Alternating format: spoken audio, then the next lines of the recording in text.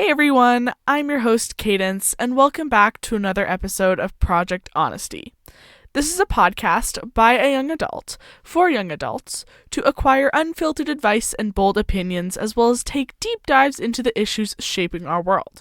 We'll challenge ideas, explore new perspectives, and have fun while navigating the ups and downs of life. This is Project Honesty, where truth meets curiosity and every conversation matters. If you didn't already know, today is a bonus episode because I wanted to release one for National Indigenous Peoples Day.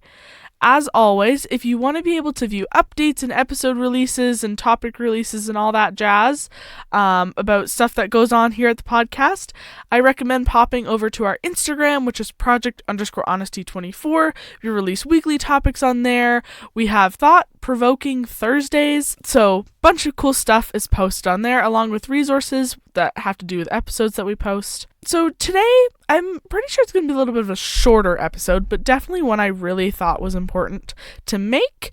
We're going to be talking about the history of National Indigenous Peoples Day, why it's so important, and what are some of the active steps someone who is non-Indigenous, like myself, can take towards truth and reconciliation and reconciliACTION, and just kind of how to better and further educate yourself on this topic. So first, I want to dive into the historical timeline of how we came to have National Indigenous Peoples Day. So starting in 1982 is the first time we see a proposal of what this day could look like. The National Indian Brotherhood, which is now known as the Assembly of First Nations, called upon the Canadian government for the creation of National Aboriginal Solidarity Day. Then, in 1995, two things happened. A national conference that's comprised of Indigenous and non-Indigenous peoples, led by a person named Elijah Harper, called the Sacred Assembly, started calling for there to be a national holiday to represent, recognize, and celebrate the contributions of Indigenous peoples. And then again in 1995, the Royal Commission on Aboriginal Peoples recommended that this day be designated and recognized as National First Peoples Day. Then a year later, following in 1996, the Canadian Governor-General at the time, Romeo LeBlanc, declared that on June 21st of every year will, from now on, be National Aboriginal Day. This day was advised and backed by numerous Indigenous communities, but there was one little problem. This terminology, using the word Aboriginal, quickly became outdated and started causing some issues and upset, leading us to 2017. So in 2017, Justin Trudeau, the Canadian Prime Minister at the time, changed the name of this day to using more inclusive and updated terminology, which is how we got to National Indigenous Peoples Day.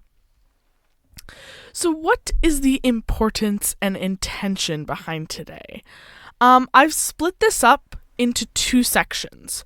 So I want to talk about the importance of it to Indigenous peoples, as well as the importance of it for non-Indigenous people.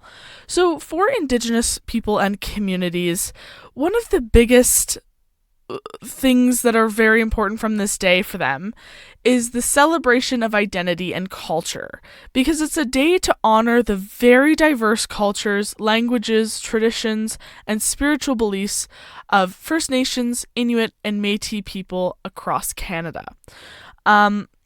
There's a thing, I might link it, I might not if I don't find it, that is kind of a calendar of different events across Canada of Indigenous cultural celebrations that are open to the public. If I find it, I will link it and you will see it. If not, I didn't have any luck finding it.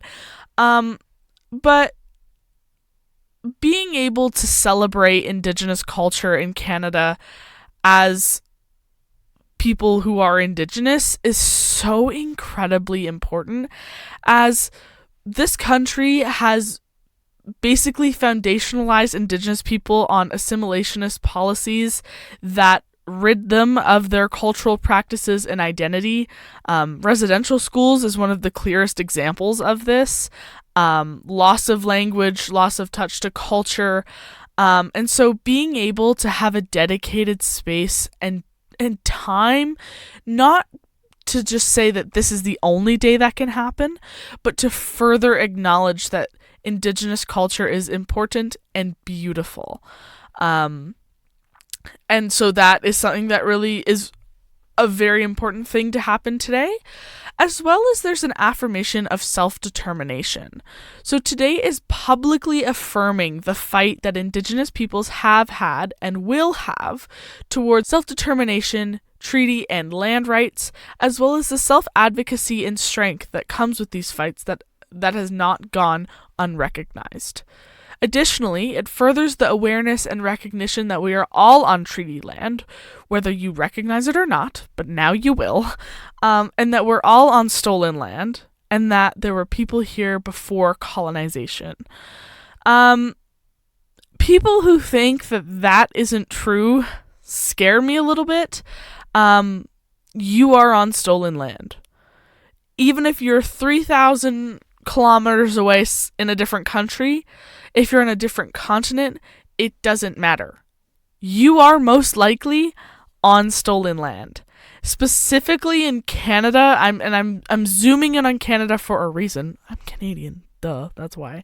But like, Canada has so many Indigenous community and treaty claims to land that are that go so unrecognized.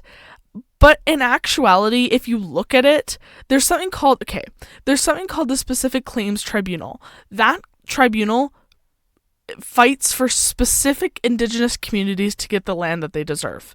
If you look at that, there are hundreds upon hundreds of legal claims that are fighting the Crown to get the land that they deserve.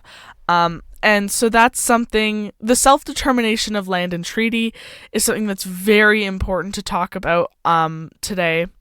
There's also a lot of healing and pride for Indigenous communities.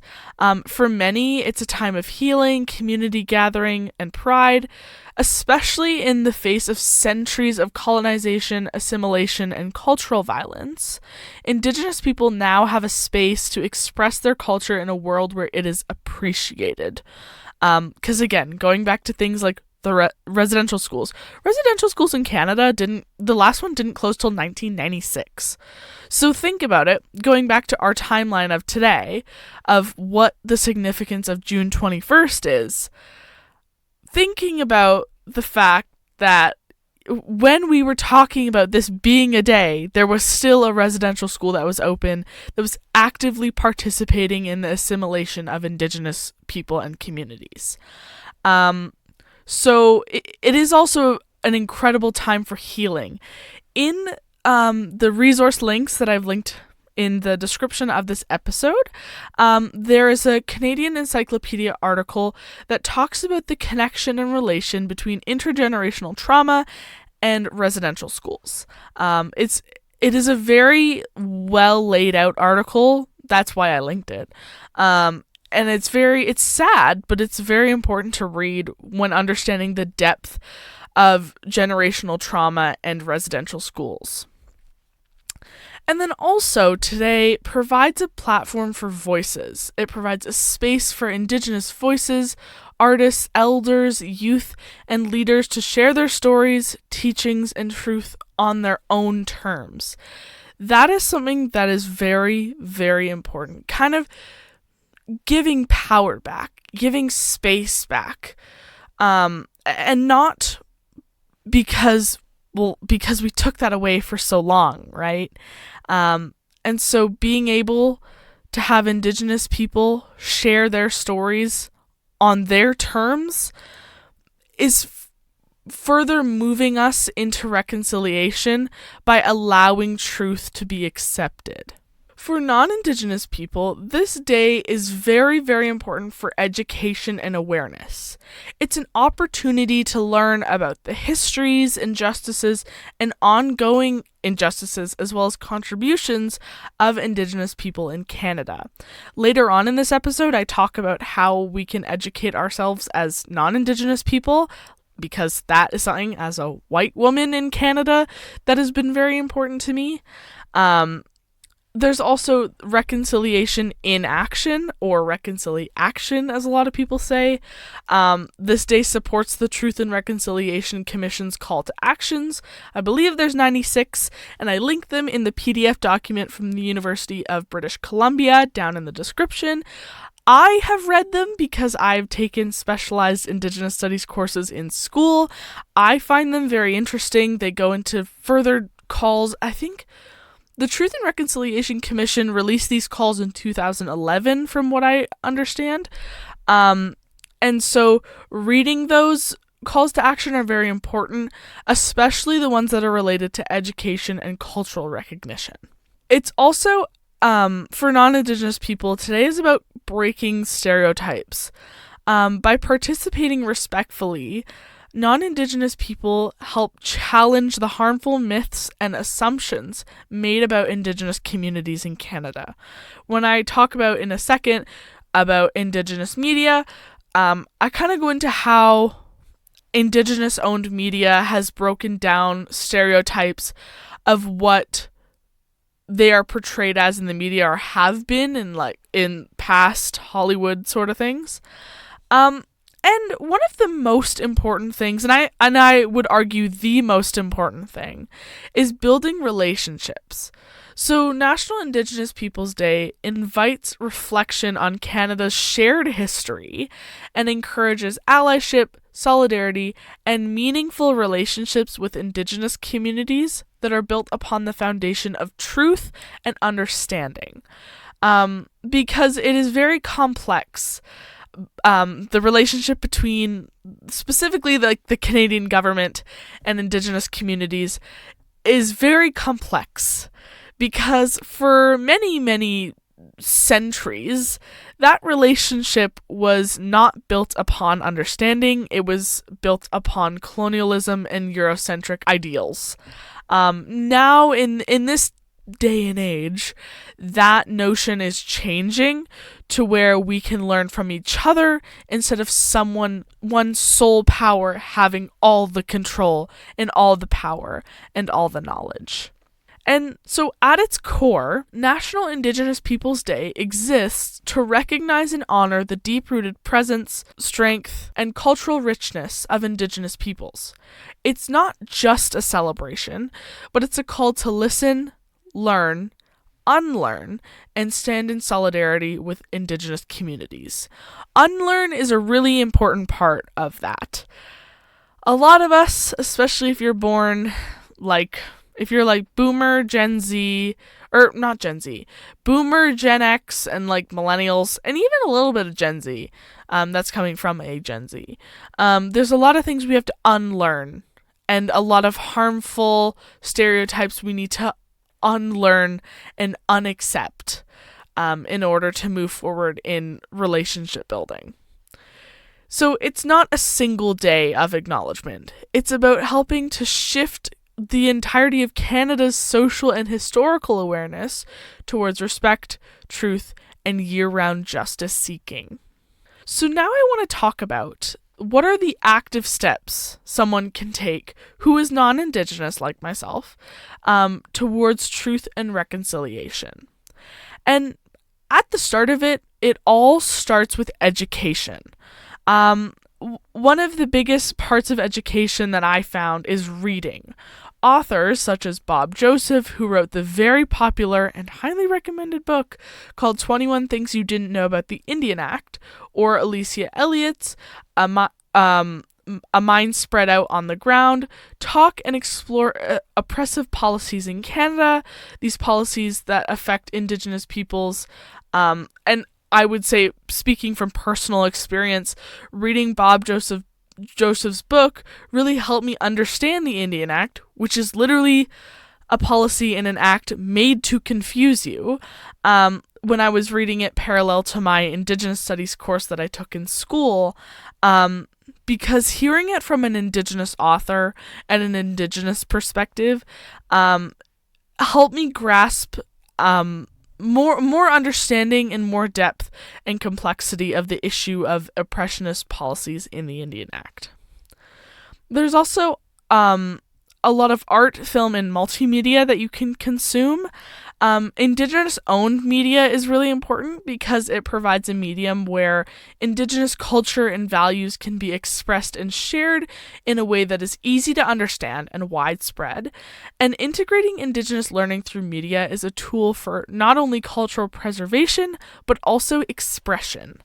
When thinking of something like film, there's a film called Real Injun by Cree filmmaker Neil Diamond. It's available for free on CBC Gem or on Amazon Prime with a subscription. Though it's based on Indigenous communities located within the borders of the United States, Real Injun explores deep-rooted racism, cultural misunderstanding, misrepresentation, and perpetuation of Indigenous peoples in the media and Hollywood. I remember watching that film in Indigenous Studies 30, and I went, oh my God. One clip in that film is of an Austrian summer camp where the white dude running it, first of all, says, "I watched one movie about Indigenous peoples. I am in the mindset of Indigenous peoples." What does that even mean? It's very, very eye-opening. It's highly recommended. Please get a CBC Gem account and watch it. I don't care if there's ads on it. You have to watch it. Real Injun is insane, and it's such a well-made documentary, or I don't know if it's a documentary, but a movie. It's a documentary. Yeah, it's a documentary. It's amazing. And there's also podcasts that talk about issues within the Indigenous communities in Canada. So podcasts like CBC's Missing and Murdered podcast, that's hosted by Okanese First Nation and Pulitzer Prize-winning investigative journalist Connie Walker, explores the harsh realities of countless Indigenous women and girls and analyzes the injustice faced by these women, along with sharing stories of the families and victims of the missing and murdered Indigenous women and girls crisis in Canada. That podcast, very amazing, very important, and it is incredibly empowering for Indigenous communities and specifically Indigenous women to hear their stories or stories that are similar to them shared on a platform that is run by an Indigenous woman. Connie Walker is an amazing Canadian journalist, and her being Indigenous further empowers women, Indigenous women specifically, to be able to push past stereotypes that are given to them from such a young age. And she's living proof that Indigenous women can do anything and that they're powerful. I love Connie Walker. She also has her own, it's another podcast, I don't remember the name of it, but she is an amazing journalist, and I highly recommend checking out, in the link below, in the description, Missing and Murdered podcast. I would recommend the Finding Cleo episode. It's a great series. Number 2 connects heavily to the first point I just made about education, is listening to Indigenous voices. So attending local events, storytelling sessions, or powwows, following Indigenous creators, activists, and artists, as well as journalists on social media, and listening to Indigenous podcasts, like I just mentioned. Then we also have supporting Indigenous-led work, so donating or volunteering with Indigenous organizations like the Native Women's Association of Canada, or Inspire, or just a local friendship center. The link for Native Women's Association and Inspire are down in the description. Supporting local Indigenous businesses, artisans, and food producers, and uplifting Indigenous-led land back and environmental initiatives, such as the Indigenous Climate Action Association. There's also a big part of being an advocate. So speaking up and advocating for space. So challenging racism, stereotypes, and misinformation when you hear them, advocating for Indigenous education, land rights, clean water, and healthcare access, and asking schools, workplaces, and the government how they are responding to the Truth and Reconciliation Commission's calls to action, which again, those are linked down below. Highly recommend reading them. You can even skim them, and you're still going to learn something. Number 5. is learn whose land you're on. I have linked something down below. The link label literally says, whose land are you on?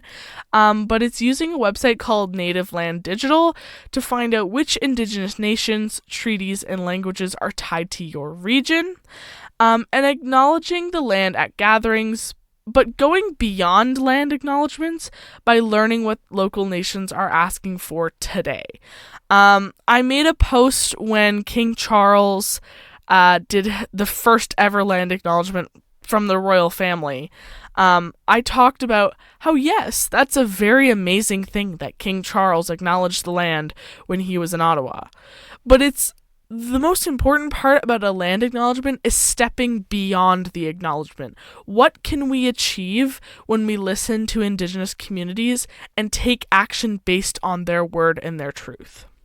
There's also, again, building real relationships, and you can do this by attending cultural events with humility and respect. Don't expect Indigenous people to educate you. That's unfair. That's rude, by the way. But when they offer knowledge, receive it with gratitude. I know that I remember meeting an Indigenous elder. I'm pretty sure her name was Michelle, but I don't necessarily remember. But I did a smudging session with her. She was incredible, and the knowledge that she just kept, it was mind blowing. But at the start of that session, you gift tobacco as kind of a signal of, we respect you, we hear you, and we thank you for sharing your knowledge. And when building relationships, it's about approaching with the spirit of listening, accountability, and care, not saviorism. The joke about being a white savior is real. We don't need that. That's not cool. It's mutual respect and understanding. And then one of the best things to do is making reconciliation a lifelong practice for yourself. So truth and reconciliation isn't a checklist. Even though the Canadian federal government might think so, it isn't. It's a commitment to ongoing learning, unlearning, and relationship building. So mistakes might happen. As someone whose people, I say that as white people, who have colonized Turtle Island, that's a big fucking mistake. Residential schools were a big fucking mistake. So it's more about staying open, respectful, and taking accountability. One of the biggest things about taking accountability is like when the Pope Francis, before he died, when he recognized that residential schools were basically the whole Catholic Church's system's fault, that was a really big step in accountability and acknowledgement. And so the bottom line is, reconciliation is about restoring balance and justice in Canada's relationship with Indigenous peoples. That cannot happen without active, informed, and respectful participation from non-Indigenous people, especially those who are ready to make space, share power, and walk the path of truth, respect, and understanding.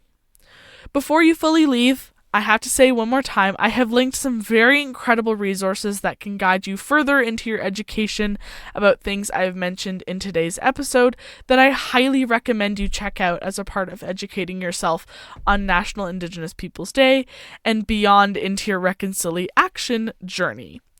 Thank you so much for listening to another episode of Project Honesty. You can check us out on social media. Our Instagram is project_honesty24. Our TikTok is project.honesty, and our website is linked in our Instagram bio. We are also available for listening on Spotify and YouTube. Hopefully more platforms coming soon. If you enjoy listening to Project Honesty, share us with friends and family, and you can direct them over to the Spotify, YouTube, Instagram, website, or TikTok to help them learn more. Subscribe, follow, and click the bell icon for updates when I post. And remember, the more listeners, the bigger the family.